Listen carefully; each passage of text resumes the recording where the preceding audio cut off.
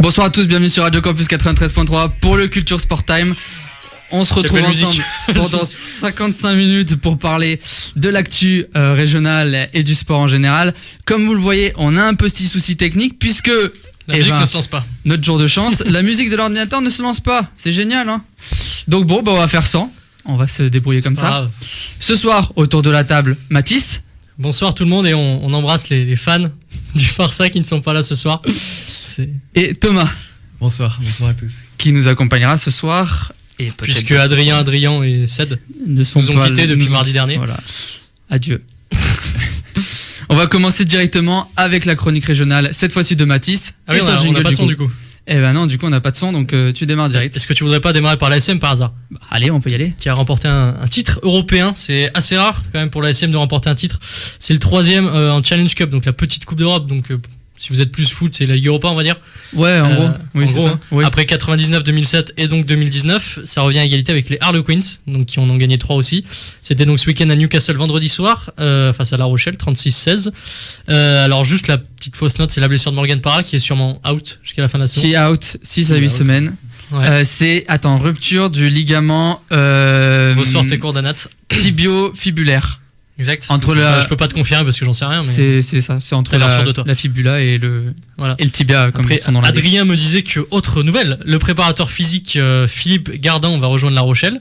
Encore une autre nouvelle, le docteur Elliott Rubio qui va prendre la direction du Stade français. Et donc, il y a une liste annoncée par le Midol, 65 présélectionnés pour le 15 de France, dont 10 Clermontois. Midi olympique, on précise. Midi olympique. Midiol. Excusez-moi. Est-ce que vous voulez que je les énumère? Écoute. Est-ce que tu les connais, Thomas? Non, pas du tout. Alors, Slimani, Falgou, Vahamaina, Cancorier, Ituria, Parra, Lopez, Fofana, Penaud, Raka. Voilà les 10. Belle liste pour l'instant. Belle liste, hein. Si on joue qu'avec ça, on est bien. Ensuite, on fait un foot là, c'est quoi? Il y en a 11, t'as dit? Il y en a 10. 10? Il manque le gardien si tu veux. Ouais, tranquille, j'y vais. T'amputes les adversaires avec cette équipe. Clermont Foot maintenant, donc avec le dernier match de la saison à la maison pour le Clermont Foot au Gabriel Montpied, défaite 4-2 contre 3. Donc on est régulier en ce moment. Hein. 4-2 contre 3. Exact. Tu veux faire une vanne? Non. C'est bien. Très très bien. Donc 4e défaite sur les 8 derniers matchs et ça va nous permettre de terminer 10e à peu près, on va dire. Ça va être compliqué d'espérer. Il faut gagner le dernier match pour finir 10e. Hein. Ouais, et on va à Châteauroux sur le dernier. Tranquille. Bah oui, vu qu'on perd tout en ce moment, on peut être tranquille, ça va se faire. Non, mais à domicile, non? C'est à l'extérieur. De quoi? C'était le dernier match à la maison là. Ouais, dernier match à la maison contre 3. Et du coup, saison mitigée parce que on a longtemps été haut. Et puis finalement, on retombe milieu de tableau. Ça fait un bon moment quand même, ça fait 2 bons mois quoi qu'on voit qu'on est foutu. On a eu une mauvaise série, ouais, mais jusqu'à la mi-saison, on était 5e, 5 ou 6 je crois, donc bon, c'est dommage. Après donc autre nouvelle, donc tu y étais Jason. Ouais. Donc la signature d'un partenariat entre le Clermont Foot et l'UCA, donc l'université Clermont-Auvergne, pour développer plusieurs pôles, donc notamment STAPS avec le management, l'handicap du sport, le médical, technologie et performance. MS, EM, APAS et ES pour les connaisseurs. À l'initiative de Pascal Gastien. Je sais pas si t'as un mot à dire là-dessus. Rien, très sympa. Merci Jason. Très sympa Pascal Gastien. Non, on y a été, donc c'était dans une petite salle avec le président de l'UCA. Président H. Non, de l'UCA. Ah. Il s'appelle Mathias Bernard. On embrasse. Le père de Cédric. C'est pratiquement un mix entre toi et Cédric. Exact. C'est dire le niveau du mec. Ensuite, il y avait Nasser Hamache, président de STAPS. Exactement. Et du coup, ils ont signé un partenariat. Donc, si je dis pas de bêtises, les élèves auront la possibilité d'être plus en contact, que ce soit pour leur stage ou pour faire des tests avec les joueurs de l'ASM, du Clermont Foot, qui eux aussi pourront faire des tests avec les machines du laboratoire de STAPS qui sont plutôt performants, développés. Ouais. Donc voilà, c'était cool. Et après, on a eu droit à une petite visite du stade, des vestiaires, petits fours, la salle de conférence de presse. On n'en parle pas, pardon. Ouais, oui, du coup. Non, mais voilà, très sympa, très bien accueilli. Et puis la nuit que t'as passée, non. On n'en parle pas non plus. Ouais, oui. Donc, basket. 5 jours après sa défaite contre Orléans, la Jave, c'était 85-71 contre Orléans, a réussi à l'emporter contre Denain dimanche dernier, 102-100. Denain, ça fait pas beaucoup dans l'équipe. Surtout pour jouer au basket, c'est quand même con. C'est compliqué. Donc les joueurs de Guillaume Vizade ont dû attendre les prolongations pour s'imposer. C'était au Palais des Sports Pierre Coulon. Donc au classement statu quo, la Jave reste 4e, puisque dans le même temps Rouen et Orléans se sont aussi imposés. 69 points pour les 3. Bon, attention, ils sont en pro B. Oui, ils sont en pro B, mais ils sont en play-off. Donc maintenant, il faut assurer le surtout. Prochain match à Rouen. Ah ouais, C'est- contre le leader. Exact. Et à l'extérieur, donc pas évident. Mais il faut aller gagner. Et puis Parce que à c'est ça noter qui- que le coach donc, de la JAV, Vizad, est nommé pour le titre de meilleur coach de Pro B. Donc c'est plutôt une bonne nouvelle. Comme le coach Gastien en Ligue 2 qui est on nommé est- pour on est pas mal, être coach de la Ligue 2. C'est un partenariat qui marche plutôt bien pour le basket. Ouais. Bah, c'est intéressant. plutôt un succès pour le moment. Après, j'en parlais avec notamment des supporters, enfin des gars qui y sont allés. Des gens. Ouais, mais pas des gens normaux, tu vois, enfin des Ouais, gens ouais, qui vont. des connaisseurs. Voilà, c'est vrai que c'est compliqué parce qu'il y a un public à Vichy, Oui. un public Ouais. à Clermont, et en fait, au lieu de faire ça le comble à chaque fois, eh ben, ils font middle parce que les villes sont trop espacées. Ceux de Vichy, bon, tu peux venir On a de flemme Vichy de à se déplacer, Clermont, on va dire. mais c'est plus difficile, sachant que eux, ils avaient tout à domicile et les Clermontois vont pas aller se déplacer à Vichy. Donc il y a une part de bien dans la fusion du truc. Et il y a une part au niveau Tu disais supporteria. que la fusion Lens-Toulon avait du mal à passer aussi. Et bah c'est un peu compliqué, C'est mais un c'est peu juste la la même chose. distance. Non mais voilà, Ouais. c'est un petit peu loin et c'est vrai que pour les supporters c'est un petit peu compliqué. Donc parlons handball avec Chamalières qui a joué pour la première fois à la Maison des Sports. Donc Ouais. plus de 2000 personnes se sont amassées pour les encourager, c'est quand même pas mal. Hein. C'est Pour- très bien pour les filles de Cham. Ouais, et donc ils avaient la pression et la nécessité de gagner. Elles avaient. Oui, tout à fait.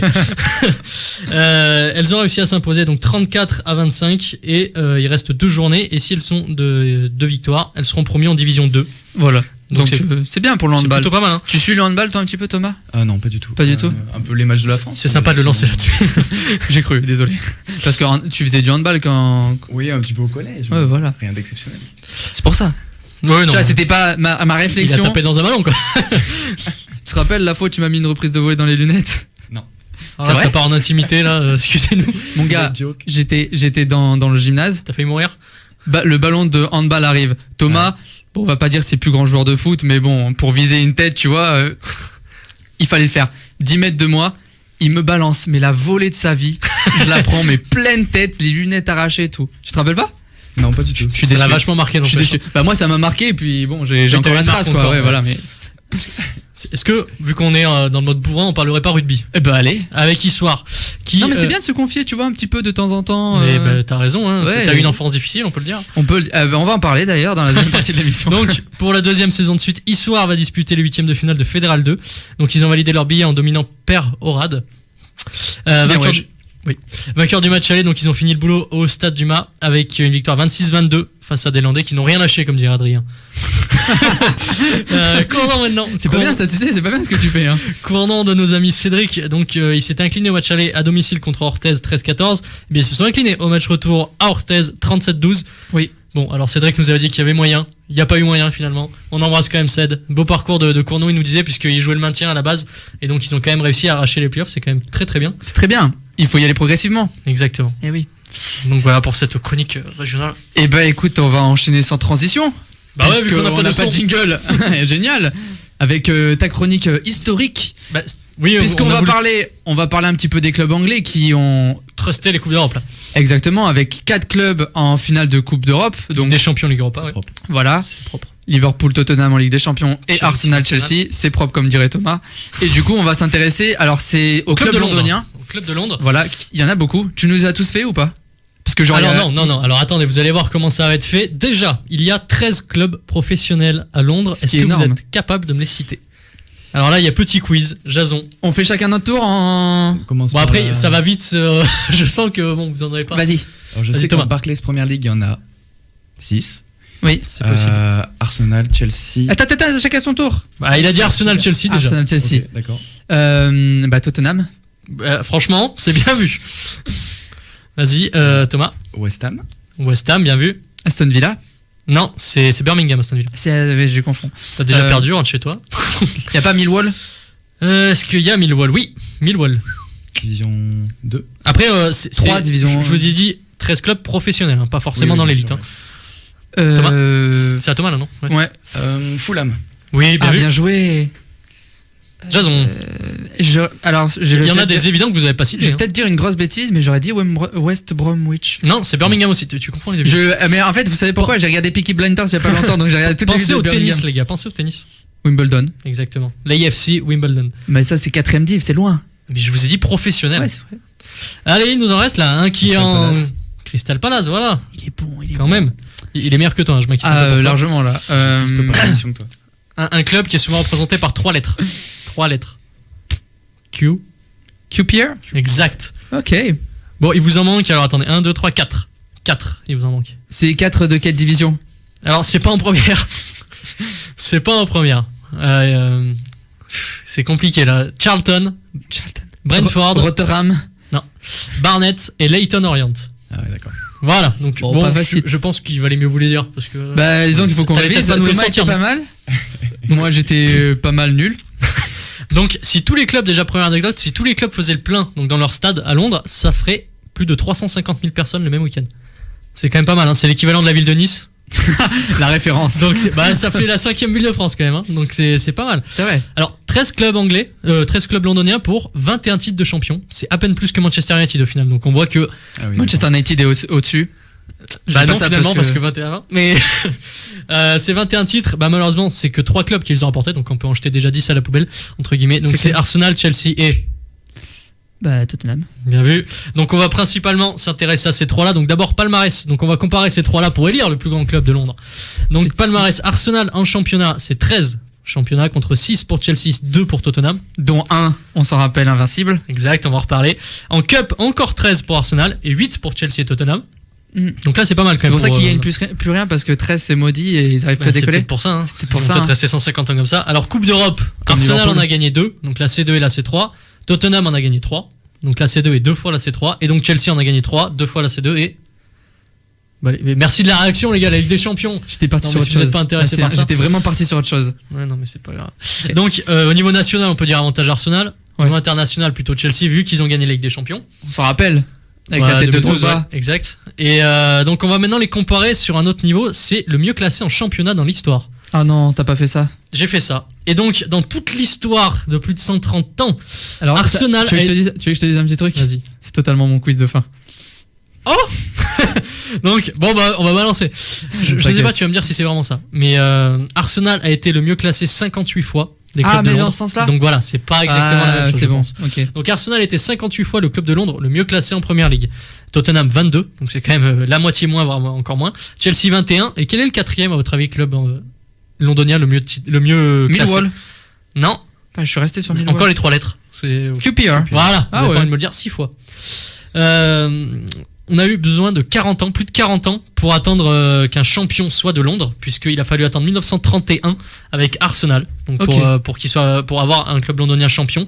Alors, ils ont bien enchaîné, puisqu'en 20 ans, ils en ont gagné 7. Donc, Pas mal. ouais, notamment grâce à Herbert Chapman, donc le manager. Chelsea a pris la suite, puisqu'en les années 50, avec le premier titre en 55. Les années 60, c'est Tottenham qui a pris la suite, avec la première Coupe d'Europe pour un club britannique. Donc, c'est quand même eux les premiers, avec la Coupe des Coupes en 63. Mm. C'est aussi eux qui ont pris le premier doublé du foot anglais, donc Cup Championnat en 61. Donc notamment managé par Bill Nicholson, et c'est l'équipe de 61 qui a fait le doublé, considérée comme la meilleure équipe de l'histoire de Tottenham. Alors bon, est-ce qu'il y en a qui sont encore là pour nous dire si c'est vrai ou pas par rapport à... Ben, si la Leicester gagne la Ligue des Champions cette année, on a envie de dire, oui. Il y aura fight, hein. Voilà, donc à partir de ce moment-là, le foot londonien devient plutôt un football de coupe, donc à partir après les années 60, puisqu'en 28 ans, il y a un seul titre de champion d'Angleterre, C'est dur. c'est pas des masses, contre 5 Coupes d'Europe par contre. Donc Ah ouais. c'est déjà bien mieux. À la fin des années 80, c'est Arsenal qui reprend le leadership avec 2 fois champion sous George Graham, puis l'arrivée d'un certain Arsène, Wenger. bien vu. Putain, et là, il suit. Là, il est bon. Là. Non, mais bon. Ouais, parce mais que Arsenal, faut moi, le booster un petit peu quand même. oui, c'est mon truc. L'arrivée de Wenger avec pas mal de titres, et notamment en 2004, Jason. Pourquoi tu pars à cette voie-là? Je sais pas, j'ai juste pris une bonne merde, mais La saison invincible. Exactement. 12 de nul et 26 victoires, 26 victoires, 90 points. Titre décroché dans l'antre de Tottenham. Oui, sachant Donc, que Tarkane, si ça avait ils ont été cette année, sacrés champions. Arsenal aurait fini 3ème de Ligue. Oui, exactement, avec de 90 Première Ligue. points. Vous imaginez quand même le délire? Les gars, ils font la meilleure saison gars, ils d'un sont club invincibles, anglais. Ils ils sont sont pas champions. invincibles. Et cette année, ils auraient fini 3ème. Donc là, on a vu que Arsenal a dominé des années 30 à 50, puis Chelsea, puis Tottenham a dominé des années 60, puis Arsenal années 90-2000. Et donc là, est arrivé en 2003 quelque chose qui va tout changer. Est-ce que vous l'avez? En 2003, dans un club londonien bleu, un président russe, milliardaire. Abramovich. Voilà. Donc, Abramovich va tout changer du côté de Chelsea, puisque Chelsea, donc, à partir du début des années 2000, devient la place forte de Londres. En 15 ans, c'est 5 championnats, 5 cups, une Ligue des Champions, une Ligue Europa. Mm. Donc, c'est quasiment le palmarès de Tottenham en 15 ans. Quasiment. On embrasse tous les supporters de Tottenham qui nous écoutent pas, parce qu'il y en a aucun. Ce que j'aime, c'est j'ai vraiment cru que t'allais les aider. Mais non, Oh non, non, mais c'est bien, tu me suis, c'est gentil. Oui, pas de souci. Donc, c'est le premier club de football totalement transformé par un milliardaire, hein, puisque bon, on passe d'un club qui était plutôt dans les fins fonds de la Première Ligue, enfin milieu de Première Ligue, au club principal de ces 15 dernières années, quasiment de Première Ligue. Mais est-ce que c'est pas un des... Je te pose une question, ça se trouve tu vas pas savoir répondre. Est-ce que c'est pas... Bien sûr. Est-ce que c'est pas un des premiers clubs qui a vraiment été racheté? Parce qu'on a cette ère du rachat un peu maintenant avec le Qatar, avec... Là, c'est vraiment racheté par un oligarque, un étranger. Tu vois, des fois, quand c'est racheté, c'est. Oui, mais racheté par un Anglais, tu vois, en français. Par exemple, oui, voilà, Tottenham est propriété d'un Anglais, on va en reparler tout à l'heure. Ouais. Mais c'est vrai que c'est le premier le plus marquant aussi. C'est quand même le plus marquant. Déjà, et puis il y a la réussite Ligue des Champions. Parce que si aujourd'hui, tu parles des gros clubs rachetés, t'as Chelsea, City, Paris. C'est les 3 principaux, on va dire, en Europe. C'est sûr. Pourtant, bon, United, Liverpool appartiennent des Américains, donc ils ont aussi été achetés. Mais en Espagne aussi, on n'en parle pas tellement de rachat de clubs. Je crois que Malaga avait été racheté il y a quelques années. Oui, et on voit ce que ça a donné, Malaga. Deuxième division. Comme Monaco bientôt. Oui. Donc ensuite, si on finit sur le palmarès, donc on peut dire que globalement c'est plutôt dominé par Arsenal. Ouais. Même si au niveau international, Chelsea a cette Ligue des Champions. Bon, peut-être que Tottenham va les rejoindre. On n'y croit pas. Et ensuite, on va s'intéresser Pourquoi tu dis ça à une nouvelle chose. C'est pas parce que t'es supporter de Liverpool par hasard? Non, je suis supporter du football. Non, donc on va s'intéresser à notre domaine maintenant, la création des clubs. Alors du côté de Tottenham, il y a rien de fou. Donc pour départager, il y a rien de fou, pas tout simplement parce que Tottenham a été créé comme un club lambda de football, c'est-à-dire par des étudiants qui ont fondé une section foot en 1882. Ça te donne pas des idées? Ouais, bah après c'est 130 ans après, donc si tu veux créer l'Oradou FC comme t'as créé sur FIFA, sur Football Manager, pardon. Bah écoute, j'avais gagné la Ligue des Champions au bout de 3 ans, donc. Alors si jamais tu veux une petite anecdote, intéresse-toi plutôt à Chelsea, parce que Chelsea là c'est beaucoup moins banal. Donc Gus Mears, un promoteur, donc a racheté Stamford Bridge, donc qui était à ce moment-là dédié à l'athlétisme. Il a tenté de persuader Fulham d'occuper le stade. En vain. Donc il s'apprête à revendre puisqu'il a totalement échoué, sauf qu'il y a eu un événement étonnant. À un moment, il se balade avec un ami, il discute donc de son projet et son chien mord son ami. Oui, donc ça part bien. Hein. Donc il demande absolument comment se faire pardonner, de s'excuser, et son ami lui dit de monter un club de foot. Oui, voilà, ça part comme ça, Chelsea. Et donc Chelsea a été créé et est directement arrivé en première division. Et oui, c'est quand même assez what the fuck. Hein. Mais ça, c'est un autre monde de nous, parce que il y a un chien qui me mord dans la rue. Je dis pas au gars crée le club de foot de la région et mets-le en première division. Genre tu dis vas-y. Tu n'es pas Gus Mears, mon ami. C'est ça. Alors pour Arsenal, déjà pour acheter un stade sans savoir qui va jouer dedans. Faut être con, c'est ce que sacrément riche. Arsenal, donc du coup leur création 1886, on en avait un petit peu parlé ici, donc c'est des ouvriers de la manufacture d'armes de Woolwich, donc la Royal Arsenal. Donc vous voyez un petit peu d'où vient le nom. Donc avec le canon. Bien vu. Qui à un moment, donc il y a une petite histoire, c'est qu'ils ont voulu fusionner avec Fulham à l'époque. D'accord. Puisque c'est simple, les deux équipes avaient le même président. Donc Norris, donc ce dernier voyait Chelsea grandir à l'ouest, et donc il avait un petit peu peur que Chelsea prenne le leadership, et donc il a voulu que ces deux clubs fusionnent. Bon, le problème c'est que Arsenal n'a pas voulu. Et donc il a décidé finalement de se concentrer sur Arsenal parce qu'il voyait plus d'avenir dans Arsenal que dans Fulham. On peut pas trop lui donner tort, au final il a plutôt bien fait. Après, est-ce que c'est parce qu'il s'est investi qu'il y a eu un meilleur avenir? Peut-être que tous les supporters de Fulham ont envie de buter Norris depuis. Hein. Je pense qu'il est mort, paix à son âme, mais... Bon, c'était il y a 130 ans, tu crois il y a, ouais. Quoique, ouais. Il y a 100 ans. Donc, si on doit faire un bilan de la création, on peut dire victoire de Chelsea. Hein, on peut dire que c'est quand même l'anecdote la plus folle. Oui, création, oui. En création, je te parle. Oui. Maintenant, alors attention, on va s'intéresser au club le plus détesté. Et là, il n'y a même pas besoin de faire les 3 puisque c'est Chelsea. Merci Jason. C'est Liverpool qui est à Londres, bien sûr, depuis la semaine dernière. Oui. Donc c'est Chelsea, tout simplement. C'est facile. Il y a même pas débat. Pourquoi? Parce que déjà à cause de ses hooligans. Donc Chelsea est un club extrêmement détesté parce que depuis les années 80 et notamment dans les années 80, il y a eu énormément de violence des hooligans de Chelsea. Alors là, on a une nouvelle anecdote géniale avec Chelsea. On peut aimer ce club pour ça. Hein. Le président de l'époque avait même pensé installer. Alors je note qu'il est fermier. Ça va peut-être vous aider à comprendre le truc. Il avait voulu installer une rangée de barbelés électriques. Devant les tribunes pour éviter que les hooligans fassent un peu n'importe quoi. C'est mieux les grilles maintenant, non? C'est un peu moins dangereux? Non, mais ils avaient des bonnes idées quand même à l'époque. Hein. Après, moi j'ai une question existentielle. Est-ce qu'il avait rajouté un petit peu le tétanos aussi? Parce que ça pourrait faire double effet, ça élimine les hooligans à long terme. Ce qu'il y a de très surprenant, c'est que les pouvoirs publics ont refusé. Non. Je sais pas pourquoi. Hein, mais... Pourtant, c'est une putain d'idée. Exactement. Alors, ça, c'est le premier motif. Donc, en gros, les supporters de Chelsea sont des connards. Bon, pas en majorité, hein. Peut-être. L'autre motif, on en a parlé tout à l'heure, c'est l'arrivée d'Abramovich. Tout simplement parce que, alors, les fans de Chelsea vont dire que les autres clubs sont jaloux. Les autres clubs vont dire que Chelsea triche. Donc bon. Est-ce que les autres clubs ils peuvent le dire, sachant qu'il y a beaucoup d'investisseurs étrangers maintenant? C'est pour ça. Bon, après, c'est le premier investisseur étranger qui a vraiment. Il a investi 1,5 milliard depuis qu'il est arrivé en transfert. C'est pas mal. Une broutille. Et, bah, tu peux t'acheter. C'est de la bibiole, comme diraient certains. Pas nous. Non. Tu peux t'acheter combien de Mitroglou à ton avis? À 15 millions 15 millions, 1 milliard et 1,5 milliard. Bah, Mitroglou, c'est quand même 35 millions, hein. Enfin, d'après Marseille, hein. Bah, après, le truc, c'est que même si t'en achètes 150, t'es mauvais, quoi. c'est pas bon, même si tu les mets tous sur le terrain. Faut mieux pas les mettre. Voilà. Je pense que le terrain vide est meilleur que les 11 Mitroglou sur le terrain. Voilà. Donc, bon, au niveau du club le plus haï, pas photo. Il y a quand même eu un petit moment de paix à Londres, hein, Quand même. un petit peu de gentillesse, en 1955. Pendant Donc, 2 où jours. une équipe londonienne, non, pour une compète, une équipe londonienne a vu le jour avec des joueurs donc de chaque équipe de Londres pour la Coupe des villes de foire. Voilà, c'était à l'époque. On est d'accord. T'es d'accord avec moi? Ce nom est totalement éclaté. Oui, ouais. Alors là, il demande à Thomas. Thomas qui donc a un gros avis là-dessus, vas-y toi. Un expert. Donc la Coupe des villes de foire qu'ils ne gagneront même pas au final puisqu'ils vont prendre 6-0 par le Barça. Le Barça d'un certain Luis Fernandez. Suarez. Luis Suarez. Le vrai le Ballon d'Or. Ballon d'Or, exactement. 1900 Toc. 1960, si je dis pas de bêtises. Ou 62. C'est intérêt d'être bon. Ou 64. Donc maintenant on va s'intéresser pour les comparer au stade et à l'ambiance. Alors on va commencer par parler d'Arsenal ou l'Emirates. Vous connaissez le surnom de l'Emirates? La bibliothèque. Voilà, donc ça vous donne un petit peu le niveau de l'ambiance. Donc c'est un outil ultra moderne certes, mais donc l'ambiance est assez catastrophique. À Highbury, donc l'ancien stade, le terrain était plus petit et les tribunes beaucoup plus proches, donc ça permettait une bien meilleure ambiance. C'est justement ce qu'a décidé de faire Tottenham. Alors Tottenham, ils ont pas cité le nom, mais ils ont dit, on a pris exemple sur nos voisins du Nord qui ont chié leur stade. Voilà, Daniel Levy qui a dit ça. Et donc ils ont fait leur stade. Les tribunes sont 5 mètres plus proches dans le nouveau stade de Tottenham que dans le stade d'Arsenal. Donc l'ambiance est bien meilleure et on le voit d'ailleurs depuis quelques mois maintenant qu'ils ont leur nouveau stade. Il est très beau le nouveau stade. Il est très beau, il a une Tottenham. super ambiance surtout. Hein. Il y a Ouais. une résonance particulière aussi. Voilà. je trouve, Ils ont- l'acoustique. Ouais, ils ont Ouais. vraiment demandé. Par contre, Thomas, si tu te recules quand tu Parle dans parles- ton micro, Thomas. Mais Thomas part. Adieu Thomas. Il sort du Daniel studio. Levy, le président de Tottenham, avait dit la première chose qu'on a demandé aux architectes, c'est de faire en sorte qu'il y ait une bonne résonance pour avoir une bonne ambiance. Donc, Bah ouais. ils ont un peu été heurtés par Arsenal qui a totalement foiré son stade à ce niveau-là, parce qu'après. Bon, au moins, ils ont pris les Oui. échecs de leurs Exactement. voisins. Ben, voilà. Ils ont appris déjà. Ils ont appris. Maintenant, il n'y a plus qu'Arsenal à faire un nouveau stade s'ils ont envie de balancer Pour 500 rajouter millions. des gradins.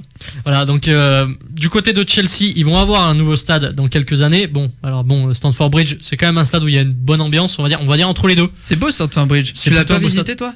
Non. Parce Parce que toi, tu l'as visité, bien sûr. ouais, en petit voyage toujours scolaire ce mec, et tu le tout. pètes. Non, mais. Non, très, Vas-y, très, très gros stade. Puis, quand t'es jeune comme ça, c'est la première fois que tu vois des stades. C'est. Non, franchement, beau stade. C'est un vrai beau stade. Et on peut avoir une petite anecdote, puisqu'il y a 40 ans, en 77, les deux ennemis du Nord, donc Arsenal et Tottenham, ont failli avoir un club commun. Donc comme on a à Milan, par exemple. Un stade, du coup, commun. Oui. J'ai dit un club. T'inquiète, c'est bon. J'ai dit un club, Thomas? Ouais. Ok, j'ai mal. Donc, Ça, tu me fais pas confiance pour demander à Thomas? ouais, bah j'ai plus confiance en Thomas, c'est dire le. Donc, alors pourquoi ils l'ont pas fait? C'est un peu con parce que les transports en commun étaient mal desservis et encore une fois les problèmes de hooligans tout simplement. Donc Ok. ils avaient et les voisins en gros avaient une mauvaise vision du football et ils ont pas voulu que deux clubs de foot s'installent juste à côté. Donc ils ont dit non au projet de nouveau stade. Donc Chelsea va avoir son nouveau stade. On pourra le juger donc je crois que c'est prévu pour 2021 mais comme ça avance pas des masses, on verra. Et donc pour l'instant c'est plutôt Tottenham, on va dire qui gagne au niveau Le du combat stade. des stades, largement, ouais. Bah, Voilà. ils ont un tout nouvel outil, donc s'ils avaient perdu, ça aurait été quand même un petit peu dommage. Donc si on doit pour le moment voilà faire le bilan, on va dire plutôt Tottenham pour niveau stade. T'en penses Au niveau quoi, des riches, Thomas? ouais, vas-y. Ah oui, mais je trouve que ce stade il est incroyable. En Il plus, est il est vraiment beau, inauguré par le centre de formation. Ouais. Je trouve que c'est vraiment bien. Il est vraiment beau. Ouais. Au niveau de la richesse maintenant, alors on a différents modèles. Donc Abramovich, on a déjà parlé, donc c'est un milliardaire qui arrive, qui fout tout son argent, on va dire, et donc 1,5 milliard dans les transferts. Arsenal, c'est autre chose. Stan Kroenke, donc le patron d'Arsenal, lui, alors il a investi dans les vignes. Il a investi dans les vignes, voilà. Comme Bordeaux, quoi. C'est ça, bah en plus oui. Ouais, mais c'est pas une Plutôt que blague. dans les joueurs, donc voilà, il va peut-être jouer avec des bouteilles de vin, c'est 4. Du côté de Tottenham, donc le partenaire Joe Lewis, le propriétaire, pardon, Joe Lewis, 5e fortune d'Angleterre quand même, il est domicilié aux Bahamas. Et il en a profité pour faire domicilier Tottenham aux Bahamas. Donc en gros, Tottenham est basé dans un paradis fiscal. Voilà, si vous avez envie de savoir où est basé Et Tottenham. ça, par exemple, le fair play financier Il s'en bat les couilles. qui embête Marseille parce que ils ont 2 millions de déficit. Ah, ça, c'est ils comme disent rien. Barcelone qui, le mercato n'est pas ouvert, ils ont déjà balancé 270 millions d'euros. C'est pas Ouais, grave, avec Barcelone. Griezmann en attendant, là, qui va arriver, 120 De Ligt, millions. de Jong. Donc bon, voilà, vous avez votre choix. Si vous préférez le russe, Voilà, qui va investir tout dans les transferts. Si vous préférez il est américain, il me semble, Stan Kroenke. Je sais plus s'il est américain ou anglais. Non, il est anglais. Je peux pas dire. Et donc, qui préfère investir dans le vin. Ou Tottenham, qui préfère investir dans les Bahamas. Vous faites comme vous voulez. Écoute, moi je suis plus Arsenal, après tu prendras comme tu veux. Non, mais t'es un alcoolique, hein. Non, je suis juste pas un footique, c'est tout. Voilà, je change pas d'avis comme ça. Donc voilà, on a fait le tour globalement de tout ce qu'on pouvait voir sur ces clubs. Oui. Et on peut donc dire, comme bilan, qu'on n'a pas de préférence, qu'on peut pas tellement partager les clubs, puisqu'ils ont un peu chacun leur domaine. Oui. Donc vous faites comme vous voulez, on vous a donné toutes les clés, si vous avez envie de choisir un club. Ouais. Bon, Jason a déjà choisi. Thomas, t'as une option? Une petite préférence pour Tottenham, ouais. Ouais, c'est vrai. Je suis assez Ouais. d'accord avec Thomas. Donc en personne fait, pour Chelsea, ce soir, c'est tout le monde est contre moi. Quoi. Bah non, parce que tout le monde est contre Chelsea surtout. Ouais, c'est vrai. Enfin, personne on n'est n'aime pour pas les Chelsea. hooligans, on est contre la violence. C'est vrai, on est là pour Voilà. la paix. Heureusement que Peace and Cédric est pas là, parce que lui, le mec se tape dessus tous les midis. Donc, Eh ben, merci pour cette chronique. De rien. Alors, on aurait dû passer à de la une pause musique. musicale. Mais Mais vu qu'on n'a pas de musique. Ce qu'on va faire, c'est qu'on va tranquillement enchaîner. Oui. Voilà. Sur un petit rythme. débat. Voilà. Un petit rythme de croisière. Bah, du coup, on enchaîne efficacement avec le débat. Exactement. Avec une transition toute faite.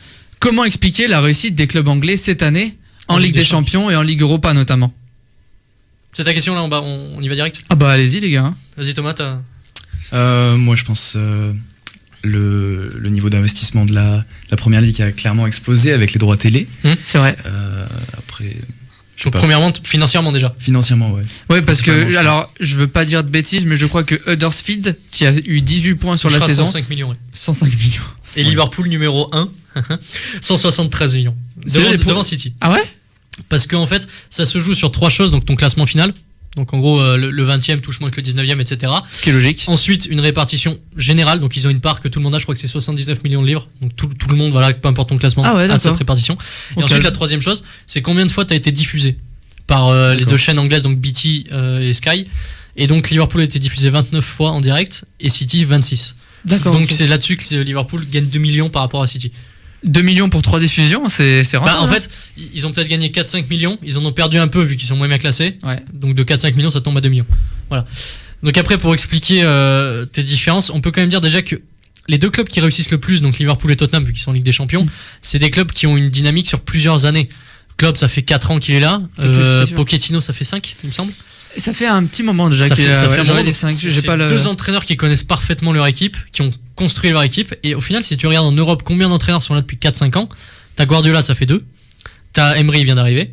T'as Emery, Tuchel, c'est sa compète. de toute façon. Tuchel, il vient d'arriver. Au Bayern, Kovac vient d'arriver. Valverde, ça fait 2 ans. Au Real, ça fait 6 mois, on va dire, du coup. Donc, au final, il y a que la Juve où Allegri est là depuis longtemps, mais bon, j'ai envie de dire, lui, il est plutôt en fin de cycle, au final. Oui. Puisqu'ils en peuvent plus de ce jeu, les Turinois. Donc, c'est quand même des clubs qui se sont construits depuis plusieurs années, qui ont construit un effectif et qui ont aussi, au final, c'est l'entraîneur qui a choisi les joueurs et qui a choisi de se construire. Et la philosophie aussi. Voilà. Parce que on peut prendre l'exemple tout à l'heure, on a vu de l'image. Chelsea, au final. Moi, je pensais à Manchester United. Oui, aussi. On voit Alex Ferguson qui prend en milieu de saison et qui finit assez haut. La deuxième saison qu'il fait, Alex Ferguson, il finit 13e. Ensuite, il finit 8e, 6e. Deuxième. Et après, il arrive deuxième. Et il a mis, en gros, 5 5 ans à construire son équipe, son effectif, sa philosophie de jeu. Et on voit que ça a duré. Ils ont fini sur le podium pendant 21 saisons d'affilée jusqu'à ce qu'ils partent. Donc, est-ce que aussi le Après, football, c'est pas, se perd pas un petit peu à trop renouveler, parce qu'on voit que les deux clubs, Bah, le meilleur exemple, c'est le PSG, hein, qui veut se renouveler quasiment chaque année. Dès que ce qu'il y a soit un en entraîneur échec, ou en joueur. dès qu'il y a un échec, il y a toujours renouvellement. Alors que, par exemple, Tourelle, moi, je pense que sur le long terme, Oui, ça peut être intéressant. c'est vrai. l'entraîneur Après, qui. on peut aussi dire que du coup, pour continuer dans ta lignée, Oui. pour corroborer tes propos, comme dirait Cédric, Mais on peut dire notamment c'est ta référence. à c'est ça. Liverpool, oui je sais, c'est le master. Pour parler de Liverpool par exemple, Klopp a eu absolument tout ce qu'il voulait, c'est-à-dire que c'est pas le président qui va lui dire bah moi j'ai envie de tel joueur. Donc je vais signer tel joueur. C'est Klopp qui dit moi il me faudrait un joueur de ce style-là. Bon, il va pas forcément donner le nom, mais il va dire j'ai besoin d'un joueur de ce style-là à ce poste-là. Et ensuite le directeur sportif va aller regarder. Dans d'autres clubs, c'est notamment à Chelsea ou ailleurs, c'est écoute, le président a envie de se faire un caprice ou le directeur sportif a eu une touche avec ce joueur, donc on va le prendre.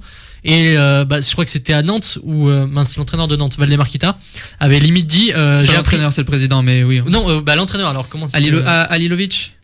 Vaid. Vaid Coach Alilovic. Vaid, qui avait dit j'ai découvert dans l'après-midi que le club allait signer ce joueur, et j'ai vu 3 vidéos de lui avant qu'on le signe. Donc en gros, il savait pas du tout qui c'était, c'est pas lui qui l'a choisi. Et j'ai toujours du mal avec cette conception du foot où quand même c'est l'entraîneur qui va le faire jouer, c'est l'entraîneur qui a un système tactique et donc il te faut les joueurs qui correspondent.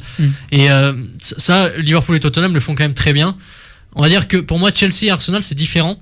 Je vais pas dire que c'est de la chance, mais si vous regardez le parcours de Chelsea, il se tape absolument aucun gros, même en demi-finale au final c'est Francfort, c'est pas un monstre européen. Énorme, ouais, donc vous regardez tout le parcours de Chelsea, bon là je l'ai pas en tête, mais il y a jamais un gros club.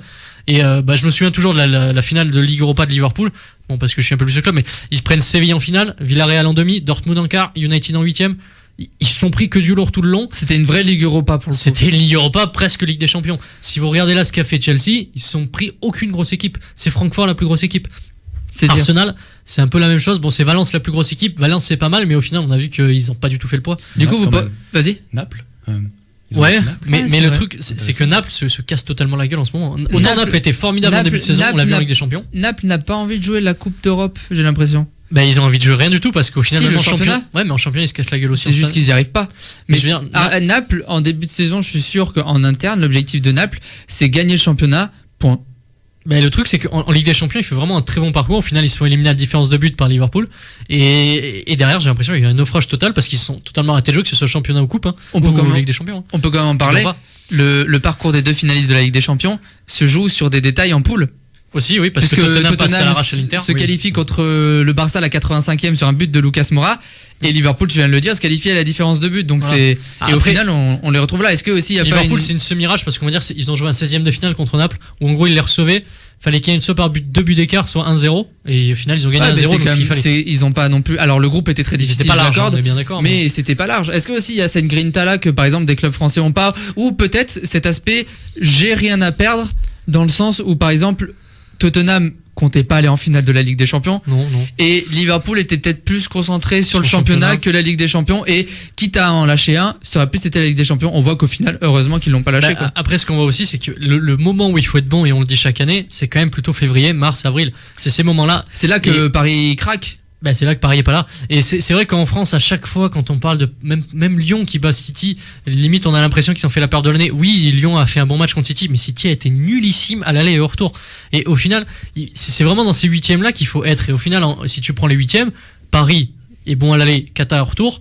Et Lyon n'existe pas contre le Barça. À aucun moment, Lyon t'a cru à une qualification. Après, bon, Donc, Lyon, c'est Lyon, Barça, c'est Barça, tu vois. Mais il y a un manque d'ambition, moi, je pense, des clubs français. Je continue de dire que Lyon, si en poule ils font le taf, ils sortent premiers vu qu'ils ont tapé City et ils prennent Schalke qui est pas Barça. Mais bon, bref. Mais pour en revenir au club anglais, j'ai envie de dire, Ligue Europa pour moi, c'est vraiment très à nuancer. Parce que il y a eu la réussite du parcours, il y a eu le fait aussi, Arsenal et Chelsea, c'est pas des équipes de Ligue Europa, quoi. C'est des équipes Ligue des Champions. Ouais, sortie de poule Ligue des Champions facile. Voilà, donc si demain ils sont en huitième de Ligue des Champions, on se dit pas qu'est-ce qu'ils foutent là, quoi. Liverpool-Tottenham, on va dire, surtout Tottenham, on peut quand même dire qu'ils passent à l'arrache à chaque fois. Ils passent au mental parce que l'Ajax, ils se qualifient à la dernière seconde. City, ils se qualifient sur ce but refusé de Sterling à la dernière seconde. Ils sont passés à l'arrache à chaque fois. Ils sont un peu chanceux. Après, ils vont le chercher aussi. Hein. Ils vont le chercher en aussi. réussite. Et huitième de finale, c'est Dortmund. Bon, là, ils maîtrisent. Ouais, ils en mettent dans leur retour. Mais, ouais, c'est ça. Oui. Et, mais donc voilà, quart demi, ils passent vraiment à l'arrache. On va voir s'ils vont encore faire une finale à l'arrache. Toi, ça t'a surpris, Thomas, tous ces 4 clubs anglais où au final, tu te dis que c'est. Alors, peut-être pas les 4 clubs anglais comme ça, mais que c'est logique. Je pense pas que ça soit logique, mais je pense que c'est aussi les grands clubs qui ont fait des contre-performances. Mais après, c'est vrai que je pense que les Anglais sont habitués à un niveau en première ligue qui toute l'année les maintient au top, quoi. Et quand ils arrivent dans des grands matchs, ils savent dérouler leur jeu, je pense. Parce que moi, ce qui m'a un peu choqué dans le Liverpool-Barça, c'est que Liverpool a mis un très gros pressing, que ce soit à l'aller et au retour, et ça s'est encore plus vu au retour parce que le Barça était pas chez lui, il y avait l'ambiance qui changeait et tout. Mais c'est que quand Liverpool a mis ce pressing en place, pendant les 180 minutes, alors ils les ont pas mis pendant les 180 minutes, sur les deux matchs, quand ils l'ont mis, le Barça n'a jamais su répondre. Et au match retour, ils l'ont mis pendant très long moment, et le Barça n'a jamais su répondre, c'est-à-dire que quand vous avez ce pressing-là, une équipe qui n'est pas habituée, elle fait quoi? Perte de balle, elle se précipite, elle panique, elle prend des buts, elle fait des erreurs défensives. C'est une erreur de jeunesse un peu du Barça? C'est une erreur d'habitude pour moi. C'est-à-dire que, je vais prendre l'exemple du tennis, mais si au tennis, vous êtes habitué à avoir des services en face de vous qui viennent à 130 km/h, vous voyez comment ils arrivent, vous savez comment vous placer, vous prenez entre guillemets votre temps, vous avez vos repères. Si le lendemain vous arrivez, vous tombez face à un mec qui vous sert des balles à 200, vous en remettez pas une. C'est pas parce que vous êtes jeune ou quoi, c'est parce que vous avez pas l'habitude. Du coup, c'est la compétitivité du championnat national qui pêche. Et je pense que le Barça, le fait de ne jamais, allez, on va dire, ils ont eu quoi, 2 matchs contre l'Atlético, on va dire, où l'Atlético a dû mettre à peu près cette intensité. Et puis surtout que le Real cette année a complètement raté sa saison. Donc n'a pas mis cette intensité-là non plus dans les classicos, ou peu. Après, il y a Retafe quand même. Exactement. Mais Retafe, grosse saison. Suivez Retafe, c'est samedi. 5e. Et ils sont à un but de différence d'être en Ligue des Champions l'année prochaine. Mais voilà, après, j'ai envie de dire ça, c'est le côté positif pour Liverpool. Le côté négatif, et pour les clubs anglais, c'est que ça te fatigue. Ça te fatigue de jouer des matchs à intensité comme ça. Mais Liverpool, on va dire, ils ont eu leur creux janvier-février, c'est là où ils perdent le titre, parce qu'ils enchaînent énormément de matchs nuls. Ils ont vraiment eu un énorme creux physique. Et on va dire, on peut dire la bascule s'est faite au match retour contre le Bayern, donc mi-mars. Parce que le match aller encore, ils sont pas très bons, ils font 0-0. Et ils gagnent 3-1 en retour, c'est ça? Ouais, ils vont éclater le Bayern et enfin ils vont ils dominent leur débat quand même 3-1 là-bas. Et vraiment voilà, à partir de mi-mars, ils ont réenclenché la machine. On va dire qu'ils avaient arrêté depuis mi-décembre. Donc ils ont eu 2 mois et demi, 3 mois où ils ont gagné petit, voire fait match nul, voire perdu contre City. Et à partir de là, ils ont vraiment enclenché la machine. Et c'était le bon moment, c'est match retour, 8ème de finale. Et là ça a enchaîné car ils battent Porto, même si c'est plus en maîtrise qu'en folie. Et là Barcelone, encore une fois l'aller, le 3-0 n'est pas mérité, même si on va dire le mérite ça aurait été 2-1 Barça en gros. Oui. Et le retour par contre le 4-0 là il est mérité on va dire. Peut-être 4-1 parce que le Barça aurait pu marquer un but en première mi-temps, mais t'as presque l'impression que si le Barça en avait mis un, le Liverpool en aurait mis un 5ème. Thomas, tu voulais dire quelque chose? Non. Si, je voulais dire que ça se répercute aussi sur les blessures, parce qu'on voit que Liverpool a essuyé beaucoup de blessés, surtout dans les phases finales avant en demi-finale. Firmino, Salah, ouais. Salah, et ouais, ça se ressent vraiment, cette grande intensité. Et est-ce que le fait que la Première Ligue ait des moyens faramineux, ça permet aussi à des clubs comme ça d'avoir un banc qui est de meilleure qualité? Ce qu'il y a d'étonnant, c'est que tu regardes le banc du Barça et même du Real au final. C'est les 2 clubs les plus riches du monde. C'est pas si avec United, c'est pas incroyable quand tu vois que Coutinho, certes il a coûté cher, mais il est pas bon du tout. Il est mauvais, il va partir. Il est remplacé par Semedo, qui c'est pas un ailier gauche à la base, c'est un latéral. Même au milieu, tu vois qu'il y a pas tellement. C'est Arthur qui rentre. C'est pas des références mondiales quoi. Je veux dire, c'est même tu vois en 9, si tu dois remplacer Suarez, t'as qui? C'est comment il s'appelle Adrien non l'autre l'espagnol là il est rentré au match Aleñá il me semble. Aleñá il est attaquant il me semble. Bon bref on demandera à Adrien la prochaine fois mais je veux dire c'est quand même pas, on parle pas de Lewandowski qui rentre quoi. Non c'est sûr ouais.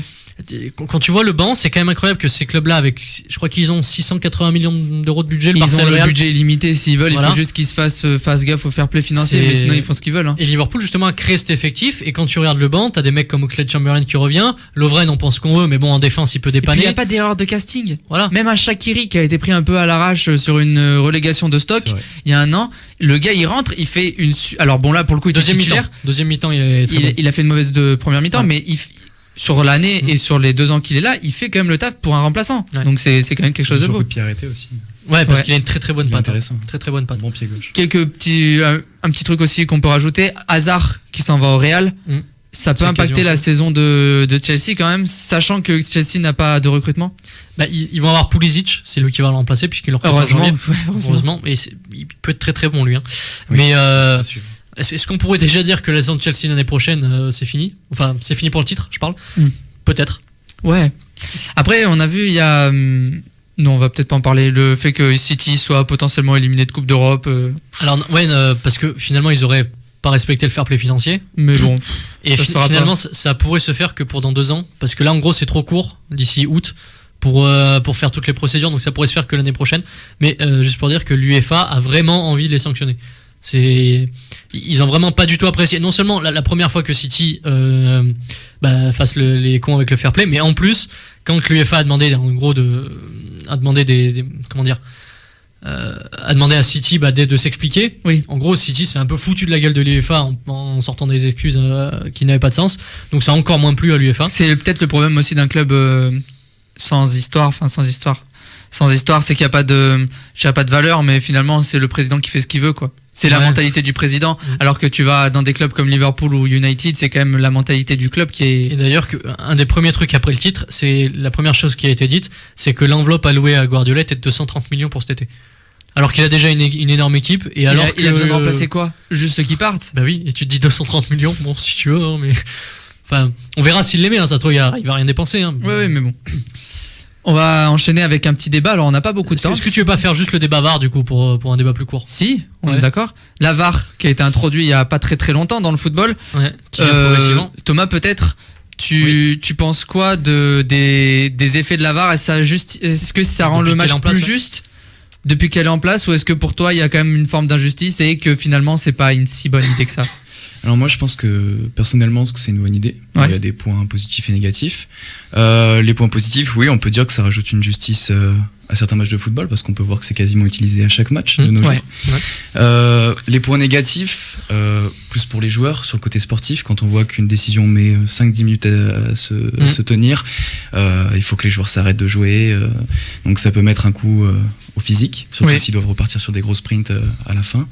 Donc ouais, point positif, point négatif. Donc surtout que ça reste toujours de la responsabilité de l'arbitre, c'est lui qui décide au final. Donc à voir dans les années à venir. Donc t'es plutôt pour quand même, globalement? Ouais, plutôt pour, parce que je pense que ça apporte une évolution au football moderne.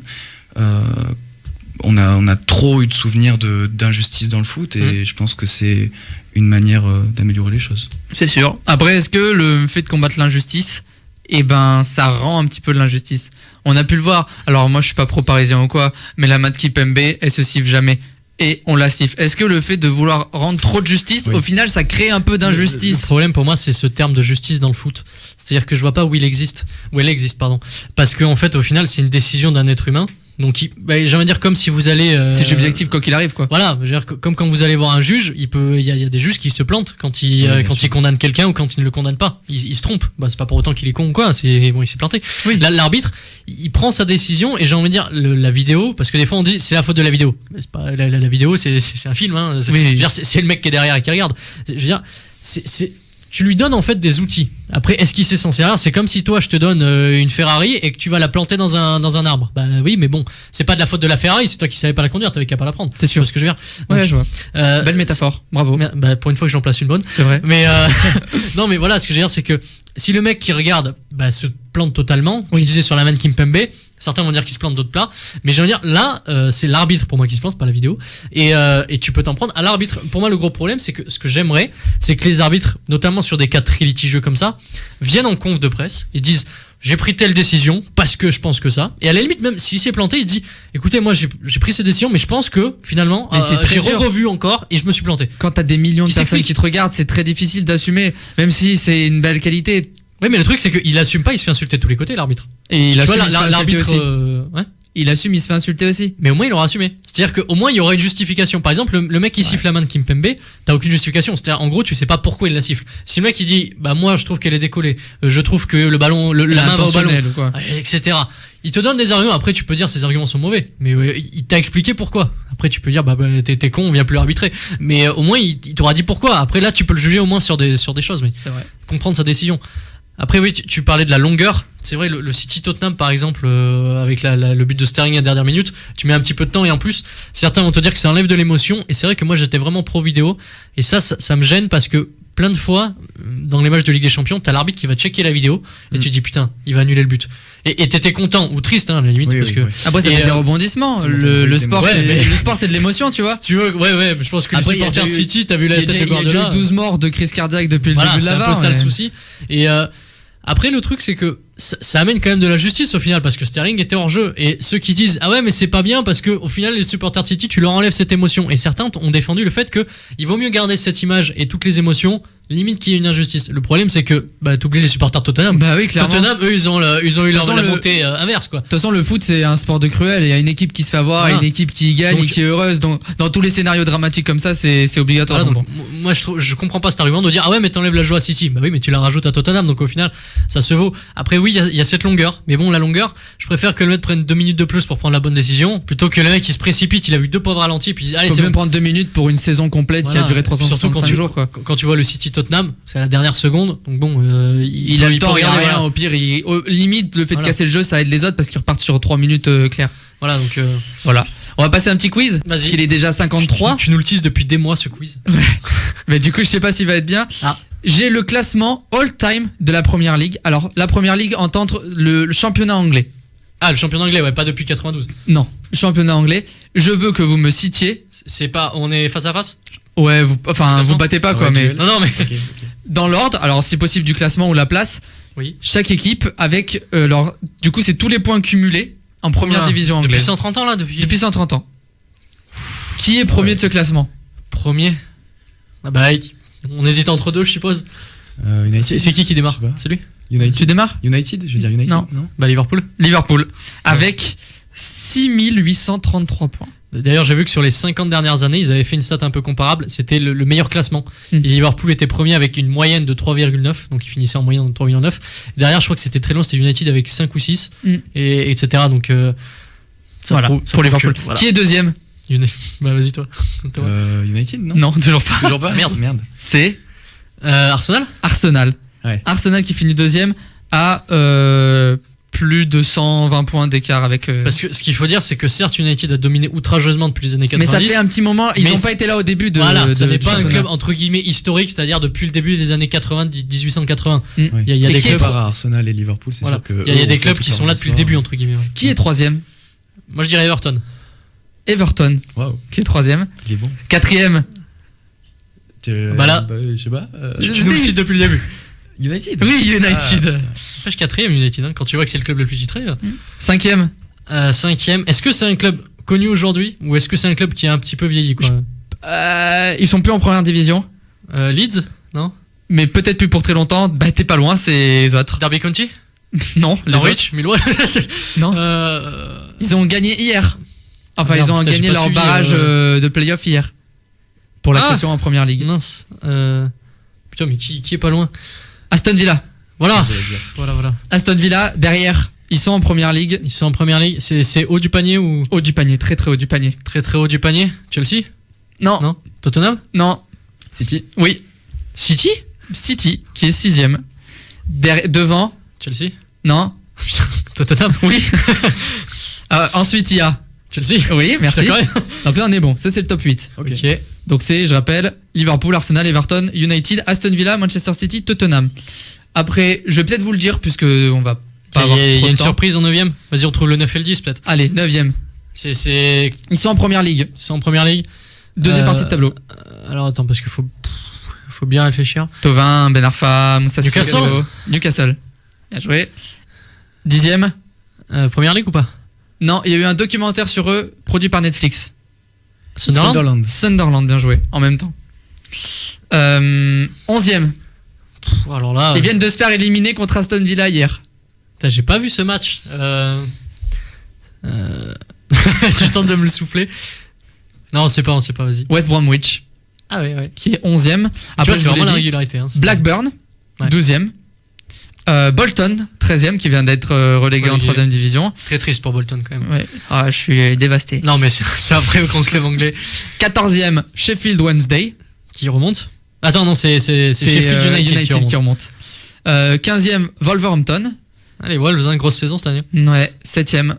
Derby County, 16ème. County, hein. County, pardon, C'est pas Country. Kinder Country. Kinder Country. Écoute, bon, moi je suis un petit peu l'air USA, Texas, et tout ça. Leeds, ils sont combien? Leeds, eh ben, je vais te le dire après, parce que je vais dire les 20 premiers. Ah bah vas-y. Sheffield United est 17ème. Ah, bah ils sont pas loin de Wednesday. 18ème West Ham. 19ème Middlesbrough. 20ème Leeds. Ah. 21 Burnley. 22, on a quand même un double champion, un double gagnant de la Ligue des Champions. Nottingham? Nottingham Forest qui est 22ème.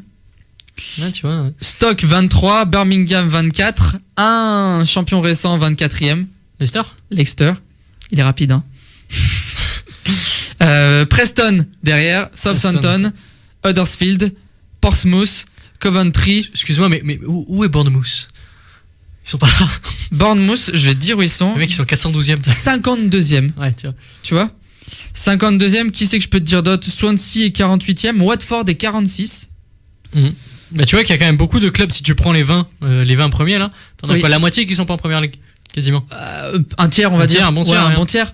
Oui, et comme des quoi- clubs, limite les plus historiques, hein, parce que quand t'as pas Leeds, t'as pas Nottingham, t'as pas. c'est clair. Il y a des Pas clubs Birmingham. comme même 38ème, il y a Bury FC, je crois qu'ils sont en 4ème ou 5ème division maintenant. Mm. C'est des clubs qui historiquement quand même ont pesé sur la première ligue et qui ne sont plus. D'ailleurs, à noter le petit derby County Leeds ce soir en barrage. Oui, Quand tu on reviendra suivras avec cette Bielsa. fois-ci? Bah, du coup, si t'as des questions la semaine prochaine dessus. On pourra. On va clôturer l'émission là-dessus. On est désolé pour les soucis de son, ça reviendra Ça arrive. la semaine prochaine. Merci Mathis. Eh ben, merci Jason, et on embrasse la Tour Eiffel, puisque c'est les 130 ans de la Tour Eiffel aujourd'hui. Oh, beau. Et oui, Joué. 15 mai. Merci Thomas. Merci beaucoup. Tu reviendras? Avec plaisir. Parfait, on Et ben, t'attend. voilà. Et on se retrouve la semaine prochaine sur Radio Campus 93.3 pour une nouvelle émission du Culture Sport Time. Ciao. Ciao.